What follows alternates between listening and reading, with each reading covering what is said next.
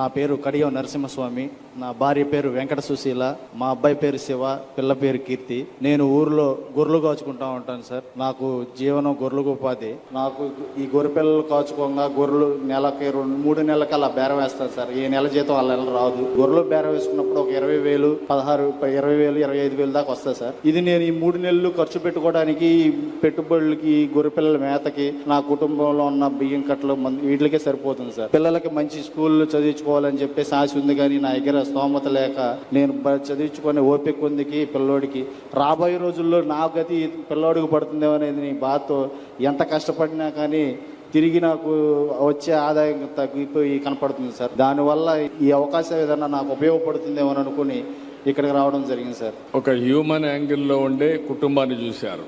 వాళ్ళకు ఒక యాస్పిరేషన్ ఉంది, కోరికలు ఉన్నాయి. సమాజంలో అందరినీ చూస్తున్నారు. చూసినప్పుడు మేము కూడా పైకి రావాలి, మా పిల్లలను కూడా బాగా చదివించాలని ఒక ఆశ, కోరిక ఉన్నాయి. వాళ్ళ కోరిక కానీ ఆశకు కానీ ప్రభుత్వం కూడా చదివిస్తున్న ప్రభుత్వ పాఠశాలలు ఇవన్నీ పెట్టి, కానీ ఇదే ప్రాసెస్ కంటిన్యూ అయితే చాలా టైం పడుతుంది వాళ్ళకు పైకి రావడానికి. అప్పటికి ఇంకొక జనరేషన్ మిస్ అవుతారు. ఆ పిల్లలు కూడా మిస్ అవుతారు. వాళ్ళు కూడా మళ్ళీ చదువుకోరు. వాళ్ళు కూడా ఇదే మరి కూలి పనులు చేస్తారు. ఏం చేస్తే బాగుంటుందని మిమ్మల్ని మేము మార్గదర్శిగా ఆలోచించాం. సమాజం మనకి అవకాశం ఇచ్చింది. ఆ అవకాశాన్ని సద్వినియోగం చేయాలి.